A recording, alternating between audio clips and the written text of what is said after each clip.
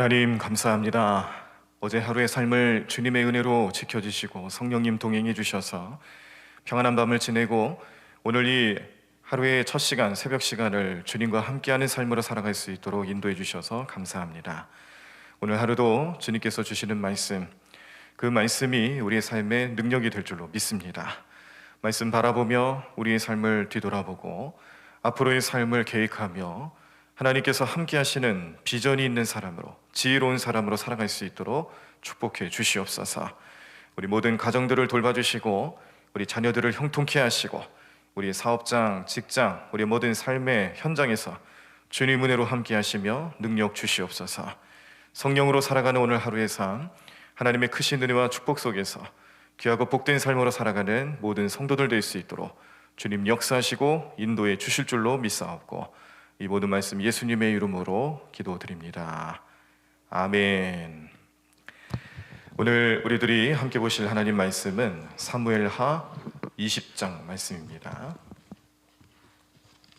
사무엘하 20장 말씀, 구약성경 498쪽에 나와 있습니다. 네, 말씀 다 찾으시면 교독하시면서 말씀 함께 읽도록 하겠습니다. 사무엘하 20장 말씀, 구약성경 498쪽에 나와 있습니다. 우리 말씀 다 찾으신 줄 알고 제가 먼저 1절 읽도록 하겠습니다. 마침 거기에 불량배 하나가 있으니 그의 이름은 세바인데 베냐민 사람 비그리의 아들이었더라. 그가 나팔을 불며 이르되 우리는 다윗과 나눌 분깃이 없으며 이새의 아들에게서 받을 유산이 우리에게 없도다. 이스라엘아 각각 장막으로 돌아가라 하매. 이에 온 이스라엘 사람들이 다윗 따르기를 그치고 올라가 비그리의 아들 세바를 따르나 유다 사람들은 그들의 왕과 합하여 요단에서 예루살렘까지 따르니라. 다윗이 예루살렘 본궁에 이르러 전에 머물러 왕궁을 지키게 한 후궁 10명을 잡아 별실에 가두고 먹을 것만 주고 그들에게 관계하지 아니하니 그들이 죽는 날까지 갇혀서 생과부로 지내니라. 왕이 아마사에게 이르되 너는 나를 위하여 3일 내로 유다 사람을 큰 소리로 불러 모으고 너도 여기 있으라 하니라. 아마사가 유다 사람을 모으러 가더니 왕이 정한 기일에 지체된지라. 다윗이 이에 아비새에게 이르되 이제 비그리의 아들 세바가 압살롬보다 우리를 더 헤아리니 너는 내 주의 부하들을 데리고 그의 뒤를 쫓아가라. 그가 견고한 성읍에 들어가 우리들을 피할까 염려하노라 하매. 요압을 따르는 자들과 그렛 사람들과 블렛 사람들과 모든 용사들이 다 아비새를 따라 비그리의 아들 세바를 뒤쫓으려고 예루살렘에서 나와 기브온 큰 바위 곁에 이름에 아마사가 맞으러 오니 그때에 요압이 군복을 입고 띠를 띠고 칼집에 꽂은 칼을 허리에 맸는데 그가 나아갈 때에 칼이 빠져 떨어졌더라. 요압이 아마사에게 이르되 내 형은 평안하냐 하며 오른손으로 아마사의 수염을 잡고 그와 입을 맞추려는 체함에 아마사가 요압의 손에 있는 칼은 주의하지 아니한지라. 요압이 칼로 그의 배를 찌르매 그의 창자가 땅에 쏟아지니 그를 다시 치지 아니하여도 죽으니라. 요압과 그의 동생 아비새가 비그리의 아들 세바를 뒤쫓을세. 요압의 청년 중 하나가 아마사 곁에 서서 이르되 요압을 좋아하는 자가 누구이며 요압을 따라 다윗을 위하는 자가 누구냐 하니 아마사가 길 가운데 피 속에 놓여 있는지라. 그 청년이 모든 백성이 서 있는 것을 보고 아마사를 큰 길에서부터 밭으로 옮겼으나 거기에 이르는 자도 다 멈추어 서는 것을 보고 옷을 그 위에 덮으니라.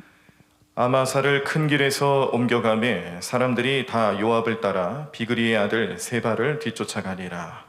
세바가 이스라엘 모든 지파 가운데 두루 다녀서 아벨과 벳마가와 베림 온 땅에 이르니 그 무리도 다 모여 그를 따르더라.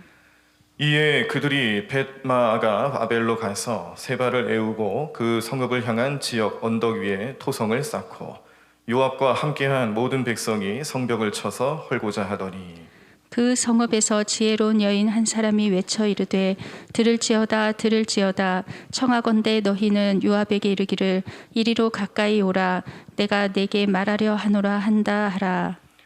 요압이 그 여인에게 가까이 가니 여인이 이르되 당신이 요압이니까 하니 대답하되 그러하다 하니라. 여인이 그에게 이르되 여종의 말을 들으소서 하니 대답하되 내가 들으리라 하니라. 여인이 말하여 이르되 옛 사람들이 흔히 말하기를 아벨에게 가서 물을 것이라 하고 그 일을 끝내었나이다. 나는 이스라엘의 화평하고 충성된 자 중 하나이거늘 당신이 이스라엘 가운데 어머니 같은 성을 멸하고자 하시는도다. 어찌하여 당신이 여호와의 기업을 삼키고자 하시나이까 하니. 요압이 대답하여 이르되 결단코 그렇지 아니하다 결단코 그렇지 아니하다 삼키거나 멸하거나 하려 함이 아니니. 그 일이 그러한 것이 아니니라. 에브라임 산지 사람 비그리의 아들 그의 이름을 세바라 하는 자가 손을 들어 왕 다윗을 대적하였나니 너희가 그만 내주면 내가 이 성벽에서 떠나가리라 하니라. 여인이 요압에게 이르되 그의 머리를 성벽에서 당신에게 내어 던지리이다 하고. 이에 여인이 그의 지혜를 가지고 모든 백성에게 나아가매 그들이 비그리의 아들 세바의 머리를 베어 요압에게 던진지라. 이에 요압이 나팔을 불매 무리가 흩어져 성읍에서 물러나 각기 장막으로 돌아가고 요압은 예루살렘으로 돌아와 왕에게 나아가니라. 요압은 이스라엘 온 군대의 지휘관이 되고 여호야다의 아들 분하야는 그렛 사람과 블렛 사람의 지휘관이 되고 아도람은 감역관이 되고 아힐루스의 아들 여호사밧은 사관이 되고 스와는 서기관이 되고 사독과 아비아달은 제사장이 되고 야일 사람이라는 다윗의 대신이 되니라. 아멘. 아멘. 자, 오늘 우리들이 함께 보신 사무엘하 20장 말씀에서는 압살롬의 반역으로 인하여서 큰 어려움 가운데 처해 있었던 다윗의 일행들이 압살롬의 죽음과 더불어서 다시 예루살렘으로 돌아오는 현장에서 여전히 남아있는 반대 세력을 만나게 되는 장면으로 시작이 됩니다. 자, 이 모습을 보면서 우리의 신앙생활과도 참 비슷하다는 걸 좀 느끼게 되는 것은 우리가 하나님 은혜를 입고 변화된 삶을 살아가고 성령 충만한 삶을 살면서 우리의 삶에 많은 은혜와 축복이 임하게 되는데 그런데 여전히 내 주변에 나로 하여금 이런 축복의 주인공, 믿음의 주인공, 구원의 주인공으로 살아가지 못하도록 여전히 방해하는 세력들이 끝까지 우리를 괴롭힌다는 사실이죠. 우리 원하든 원치 않든 항상 우리 주변에는 그렇게 믿음으로 살아가는 성도들을 항상 넘어지게 하고 방해하는 요소들이 언제나 있다라는 것을 깨닫게 합니다. 문제는 이러한 환경에서 우리는 어떻게 지혜롭게 살아갈 수 있을까? 이 지혜에 관한 내용들을 오늘 20장 말씀을 통해서 알려주시는데요. 그러므로 오늘 말씀 속에서 등장하는 지혜롭지 못하는 모습과 지혜로운 모습 두 가지를 비교하면서 우리의 신앙생활에도 우리가 어떻게 지혜롭게 살아가야 될지 그것을 놓고 기도하고 또 간구하고 성령님께서 지혜롭게 해주셔야 가능하다는 것을 깨달으며 오늘 하루를 시작하시는 저와 여러분들의 삶이 되기를 간절히 축원합니다. 다윗이 돌아와서 보니까 세바라는 그런 불량배 같은 사람이 베냐민 지파에 속해 있는 사람이었는데 베냐민 지파라고 나올 때 사무엘 말씀에서 우리가 염두할 것은 사울의 친족 중에 하나이겠구나 이렇게 생각하셔야 됩니다. 자, 지금 사울의 가문이 완전히 몰락해 가고 있었고 다윗은 그 가문은 이제 완전히 세워졌습니다. 그런데 여전히 사울의 가문에서 이 다윗의 가문을 대적하고 있는 사람들이 계속 등장하고 있는데 이게 단순히 가문의 문제가 아니고요. 다윗은 사무엘 말씀에서 하나님 나라를 대표하는 사람이잖아요. 하나님 나라 메시아가 도래할 그 하나님 나라를 이끌어갈 선택받은 사람입니다. 선택받은 민족이고 선택받은 가족이고 가문이고 또 선택받은 혈통이에요. 사울은 오히려 그 반대죠. 사람의 손에 의해서 세워진 왕이었고 불순종하고 교만하고 죄지어도 죄가 죄인 줄 모르는 그런 가문을 대표하는 그래서 하나님 나라를 반대하는 세력으로 그렇게 비춰지고 있는 말씀이죠. 그러므로 오늘 다윗의 나라, 메시아가 도래할 그 나라를 여전히 방해하고 또 반대하는 그 세력은 하나님께서 결국 심판의 대상으로 삼는다는 것을 깨닫게 하시는데, 문제는 이 세바를 처리하는 과정에서 요압이라는 사람이 또 얼마나 무서운 사람인가. 이 요압이라는 인물도 나중에 다윗의 가문에 반대하는 사람에 섭니다. 나중에 이제 열왕기 말씀을 보시면은 솔로몬이 세 번째 왕으로, 다윗의 뒤를 이어서 세 번째 왕으로 등극을 해야 되는데 여기에 요압이 개입을 해요. 그래서 솔로몬이 왕위에 오르지 못하도록 반대하죠. 지금은 요압의 모습을 보면은 마치 다윗의 편에 서서 아주 충성스럽고 대단한 인물로 그렇게 비춰지고 있지만, 그러나 말씀 전체적인 내용을 놓고 보면은 요압은 이때부터 벌써 다윗을 반역하기 위한 준비를 또 하고 있는 겁니다. 이 요압이라는 인물이 얼마나 무서운 마음을 가지고 무서운 계획을 가지고 있었는지 그의 성품만 보더라도 여러 가지 깨달음이 나타나는데, 이전에 아브넬이라는 사람, 그리고 우리야 같은 경우는 이 밧세바의 아내죠. 다윗이 밧세바를 취하기 위해서 우리야를 죽이려 할 때 거기에 대해서 이 요압이 이 명령을 수행하는 그 책임자로 나아가게 되는데, 역시 여기도 이제 요압이 우리야의 죽음에 관여하게 되는 겁니다. 그리고 다윗의 사랑하는 아들 압살롬까지도 그냥 뭐 가차없이 죽이고 마는 모습을 보면서 참 무서운 인물이다.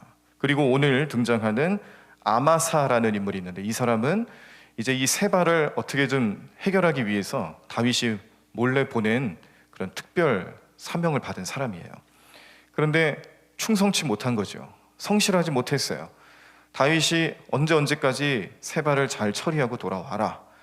그가 여전히 득세하고 있으면은 내가 예루살렘에서 왕으로 지내기가 어렵다. 여전히 반대 세력이 그를 중심으로 해서 모여지게 될 것이다. 이런 판단을 하고 이 아마사에게 그 사역을 맡긴 겁니다. 그런데 시간이 지났는데도, 기일이 지났는데도 소식이 없는 거예요. 그래서 사람을 보내죠. 이때 요압이 아비새를 보냈을 때, 다윗이 아비새를 보내서 다시 일을 좀 잘 처리해라 라고 보냈을 때 요압이 같이 가는 겁니다. 다윗은 사실 요압을 보내진 않았는데 요압이 눈치를 채고 갔어요. 그리고 나서 아마사를 가차없이 죽이죠. 그리고 나서 세바에 관한 문제를 자기가 해결하기 위해서 뒤쫓기 시작을 하는데, 그렇게 해서 끝까지 쫓아간 곳이 아벨이라는 그런 동네입니다. 이 아벨이라는 곳은 오늘 설명이 자세히는 안 나와 있지만 여기 지역적인 특징이 뭐냐면, 여기서 지혜로운 모습들로 사람들에게 가르침을 주는 그런 인물들이 많은 곳이에요. 선지자가 나오고 또 지혜자가 나오고, 그러다 보니 그 이스라엘 지역에 어떤 문제가 생겼을 때에 해결하지 못하는 문제가 있으면 결국 어디까지 가냐면 이 아벨이라는 곳에 가서 지혜로운 사람들의 이야기를 듣고 문제를 해결합니다. 그래서 그 아벨이라는 곳의 별명이 뭐냐면 어머니예요. 어머니처럼 그 모든 문제들을 하나하나씩 잘 차근차근히 해결해주는 그런 지역적인 특징을 이렇게 별명처럼 쓰는 거죠. 그래서 오늘 이 요압이 이 세바를 뒤쫓다가 이제 아벨이라는 동네까지 와가지고 숨겨놓고 내놓지 않으면 마치 어떻게 해버릴 것처럼 그렇게 겁을 주니까 이 지혜로운 여인이 등장하면서 이 아벨이라는 지역적인 특징을 잘 기억해라. 이스라엘의 어머니와 같은 땅이다. 어머니와 같은 그런 별명을 가지고 있는 이 지역을 네가 함부로 해서는 안 된다. 이렇게 먼저 막는 거죠. 그때 이제 등장하는 별명이 이제 어머니 성이라는 뜻이 나온 겁니다. 자, 여기까지 보면 요압이라는 사람이 어떤 성품을 가지고 있느냐, 한마디로 좀 정의하면 해결사예요. 사실 보면 다윗이 못하는 거를, 다윗이 할 수 없는 부분들을 요압이 지금까지 꾸준히 잘 해결해 주고는 있습니다. 그런데 문제는 그 해결하는 과정에서 하나님의 섭리가 드러나느냐? 사실은 그렇지가 않은 거예요. 이 해결하는 과정에서 굉장히 위험한 일들을 사용합니다.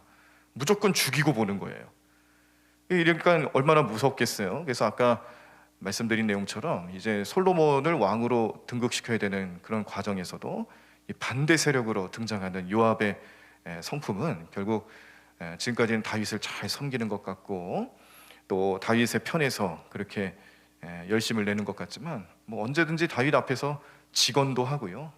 때로는 그 직언이 이제 하나님 뜻이기도 했습니다만 그 누구도 왕 앞에서 함부로 말을 할 수 없는 상황에 요압은 그냥 당당하게 다 얘기합니다. 왕 그러시면 안 된다고. 왕이 어떻게 그럴 수가 있냐고. 특히 이제 압살롬 문제를 가지고 고민할 때도 요압이 그냥 다윗이 막 그 감정에 휘둘려 가지고 연민의 정에 의해서 올바른 판단을 잘 못하니까 자기가 다 해버리잖아요.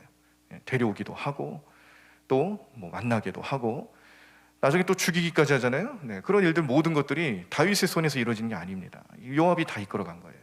왕이 있는데 실세처럼 행동하는 거예요. 그래서 요압은요 해결사이긴 해결사인데 위험한 해결사라고 얘기를 하는 거예요. 위험한 해결사.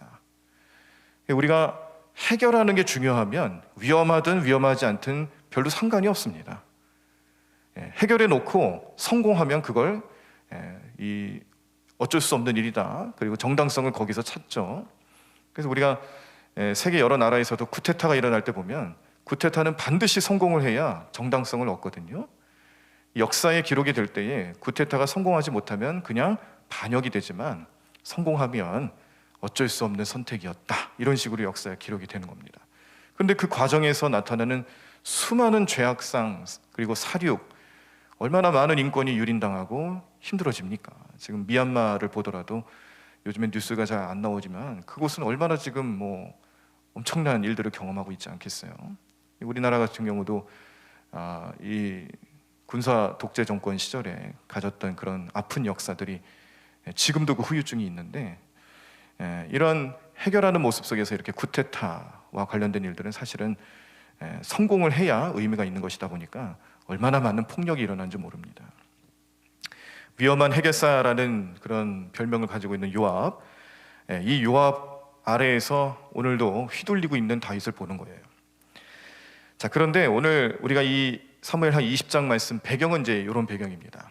이렇게 해서 이제 아벨이라는 동네까지 숨어 들어간 세바를 처리하기 위해서 요압의 살기등등한 모습 앞에 떨고 있는 아벨 사람들. 그때 이 상황에서 어떻게 문제가 해결이 되느냐? 한 지혜로운 여인이 등장해서 요압을 대면하자 그래요.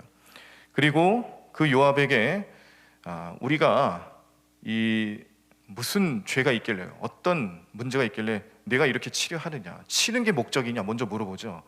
그랬더니 이제 요압도 이제 잠깐 그 흥분을 좀 멈추는 거예요. 그렇지 않다. 이 아벨 지역을 치기 위해서 온 건 아니고 세바라는 사람이 숨어 들어갔는데 그 사람만 내가 잡아가면 된다. 그랬더니 알아듣는 겁니다. 이 지혜로운 여인이 그 이야기가 무슨 의미인지를 대번 알아듣는 거예요. 자, 그래서 지금 이 시대 이 상황에서 다윗의 나라가 흥해야 되는 거예요. 하나님 뜻이구나. 사울의 세력들은 이제 다 멸망하고 죽어가고 있는 상황에서 이 지혜로운 여인이 바라보는 시선은 하나님 나라를 다윗의 가문을 통해서 세워가시려 하는 그 하나님 섭리, 경륜을 온전히 바라보는 거죠. 그래서 지혜로운 여인이 되는 겁니다. 사실 이 여인에 대해서 아무런 정보가 없어요. 이름도 몰라요. 뭐 어떻게 해서 그 아벨성에 살게 됐는지 그런 정보들이 하나도 없어요. 그런데 이 여인 하나 때문에 죽음의 위협 앞에서 무너질 수밖에 없었던 아벨성을 하나님께서 구원하고 계시는 거죠. 요압이라는 한 사람이 그냥 사륙에만 정신이 팔려가지고 죽이는 일에만 정신이 팔려가지고 올바른 판단하지 못하고 아벨성을 무너뜨릴 수도 있는 그런 상황에서 이 여인의 등장으로 인해 그 성이 구원받았다는 겁니다. 과거에 다윗이 한 여인 때문에 한 가문이 또 구원받은 사건이 있었죠. 그 사건에서 아비가일이라는 그런 여인을 통해서 다윗은 그 여인이 아니었더라면은 그 남편의 잘못된 행동들로 인해 그 가문을 다 몰살시킬 수도 있었을 거예요. 그런데 그 여인이 등장해서 상을 차리고 먹을 것을 대접하면서 몰라봤다, 미안하다, 그러면서 하나님 편에 서 있는 다윗의 그 무리들을 높이 받들어 올릴 때에 다윗은 그가 폭주하고 있었던 그 감정을 추스릴 수 있었습니다. 그리고 현실을 보고 섭리를 보면서 그 가문을 구원하게 되죠. 그 구원의 중심에 있었던 그 아비가일이라는 여인은, 그래서 우리가 성경의 여러 가지 그 의미들, 영적인 의미들을 놓고 봤을 때 이러한 사건들은 우리의 인생에서, 우리의 신앙생활에서 성령님과 같은 역할을 하는 여인이었구나. 이 아비가일이라는 여인이 가지고 있는 영적인 그런 의미는 우리의 신앙생활에서 성령님과 같은 역할을 하는 사람이었다는 것을 깨닫게 됐습니다. 근데 거기는 지혜로운 사람을 통해서 깨닫는 현장이었거든요. 근데 오늘 그 아벨이라는 동네에 이런 어려움이 당했을 때에 그 이름도 없는, 누군지도 모르는 여인이 나타나서 지혜롭게 행동했을 때, 역시 이것도 성령님께서 하시는 일로 우리가 생각할 수가 있는 거예요. 그래서 사람은 누구나 참 실수가 많습니다. 오늘 이 사무엘하 20장 말씀, 짧은 구절이지만 여기에는 엄청난 일들이 사실 비교되고 있어요. 먼저는 뭐냐면 다윗이 예루살렘을 급히 떠날 때 남겨놨던 후궁 10명이 있습니다. 이 후궁 10명도 여인이고 또 다윗의 가족이에요. 자, 그리고 오늘 등장하는 이 지혜로운 여인도 여인이고, 또 다윗이 어떠한 가문으로 하나님 어떻게 역사하시는지를 알아보는 그런 지혜로운 여인으로 등장하는데, 이 후궁 10명을 그냥 내버려두고 도망쳤던 다윗은 이 지혜로운 여인의 모습과 오늘 같은 20장 말씀에 등장하면서 어떤 식으로 비교가 되냐면, 그때 당시 다윗이 지혜롭지 못했다, 이거를 우리에게 깨닫게 하는 겁니다. 드러내는 거예요. 성경이 다윗이 메시아를 낳게끔, 등장하게끔 했던 조상이고, 또 우리는 다윗의 그 삶을 통해서 정말 많은 은혜를 받습니다. 우리 신앙생활의 모범으로 삼아요. 그런데 그 반면에 성경이 그렇다고 해서 다윗의 어두운 면들을 감추고 또 보지 못하게 하고 그렇게 편집이 됐느냐? 아니라는 겁니다. 왜 그랬을까요? 다윗의 모습을, 일대기를 가만히 보면 다윗의 어두운 단면들도, 실수도 정말 무궁무진합니다. 어마어마하게 나타나요. 이렇게 하는 이유가 있다라는 거예요. 이게 하나님 뜻이고 하나님의 마음인데, 그 마음은 뭐냐면, 우리가 아무리 하나님의 뜻대로 살려고 한다 할지라도 우리 인간의 연약함은 그대로 우리 안에 머물고 있기 때문에 실수할 때도 있고 죄 지을 때도 있고 그렇게 부족한 모습을 계속 보여주고 있다는 겁니다. 그런데 하나님께서는 그런 인생들을 단번에 내치시고 버리시느냐? 아니라는 거죠. 그러한 연약한 인생도 하나님 들어 쓰셔서 왕으로 세우시고, 또 그 가문을 통해서 메시아가 나타나게끔 하시기 위한 뜻을 성실히 이행하고 계신다는 것을 보여주기 위해서 오늘 다윗의 어두운 면을 또 보여주는 건데, 그때 비교되는 여인이 바로 이 아벨성의 지혜로운 여인이라는 겁니다. 다윗이 이 지혜로운 여인과 무엇이 비교가 되냐면 바로 그거예요. 후궁 10명을 그냥 가족처럼 여기지 않고 버리고 왔다는 거죠. 뒤늦게 다시 예루살렘으로 와서 보니까 압살롬이 후궁을 다 범했잖아요. 거기에 분을 품고 거기에 나쁜 마음을 가지고 다윗이 그 후궁을 다 10명을 어디에 가둬놓고 그냥 먹을 것만 줘서 생과부로 지내게 하는 그런 결과를 오늘 말씀에 등장시킨 겁니다. 사실 이게 오늘 말씀에 안 나와도 되는 내용이에요. 이걸 뭐하러 우리가 알 필요가 있겠어요. 오늘 우리는 사실 지혜로운 여인에 대해서만 봐도 할 얘기가 되게 많거든요. 그런데 성경은 다윗이 그렇게 했다는 것을 여기 넣어놨어요. 보게 하셨어요. 그러니까 하나님이 이 말씀을 이렇게 적게 하신 그런 의도를 우리가 읽을 수 있다는 것은 뭐냐면, 다윗이 어리석었구나, 다윗이 지혜롭지 못했다는 것을 이 아벨성의 여인의 모습과 비교해주는 내용들입니다. 그러면서 우리가 깨닫게 하시는 내용은 뭐냐면, 우리도 아무리 지혜로워지고 싶어도 결국에는 지혜롭지 못한 인생 살아가는데 누가 도와줘야 돼요? 성령님 도와주셔야 되는 거예요. 성령님이 나에게 지혜를 주시지 않으면 내가 아무리 지혜로워지고 싶어도 내 경험을 살리고 내 권력과 위치와 내 삶에 가진 것들을 총동원해도 안 된다는 거죠. 다윗도 그런 경험을 한 겁니다. 그런데 중요한 건, 그렇다 할지라도 그 인생을 들어 쓰시더라. 하나님 뜻하시면 그 인생을 귀하게 쓰시더라. 왕이 되게 하시더라.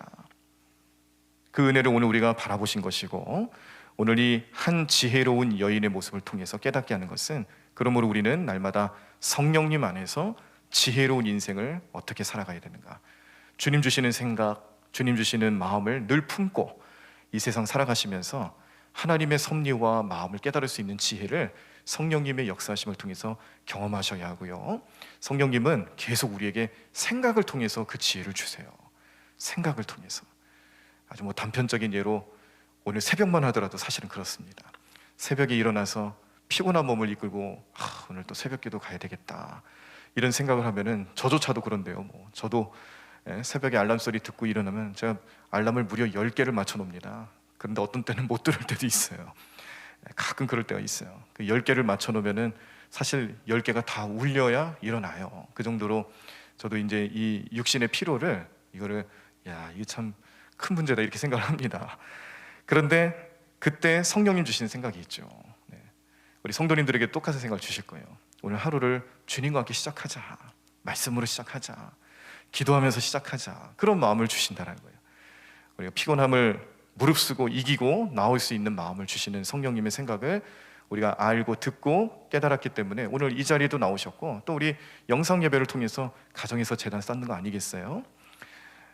그런 마음을 주셨을 때에 반응하고 결단할 수 있는 것도 성령님 주시는 지혜 중에 하나다라는 것을 깨닫게 됩니다. 이제 오늘 하루를 지내시면서 우리 현장에서 성령님이 주시는 생각 정말 많이 나타날 텐데, 거기에 대해서 우리는 어떻게 순종하며 성령님 생각으로 살아갈 수 있을까? 오늘 말씀을 잘 기억하시면서 그것이 지혜고 하나님 뜻이다라는 것을 기억하시며 살아가시는 저와 여러분들의 삶이 되시기를 간절히 축원합니다. 찬양하시고 말씀 붙잡고 기도하도록 하겠습니다. 언제나 내 모습 너무나 부끄러워 무릎으로 주님께 기도로 가오니 나 홀로 서 있는 죽은 내 영 깨우사 주님만 나를 세워 내 영 살게 하소서. 오늘도 주님 안에 머물고 주님은 내 안에 계시는 삶, 성령 충만한 삶을 살아가는 인생들 되게 도와주셔서 지혜로운 삶을 살아갈 수 있도록 역사해달라고 간절히 부르짖으며 기도하도록 하겠습니다. 함께 찬양하겠습니다.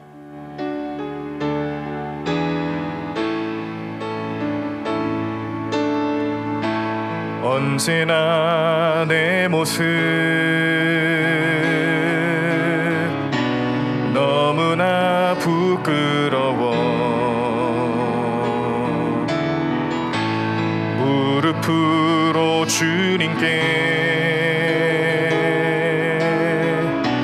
기도로 가오니 나 홀로 서 있는 죽은 내 영 깨우사 주님만 나를 세워 내 영 살게 하소서. 주님 내 안에, 주님 내 안에, 주님 내 안에, 내 안에 계시고 주님 내 안에, 주님 내 안에 나를 세워 주소서. 주님 내 안에, 주님 내 안에, 주님 내 안에,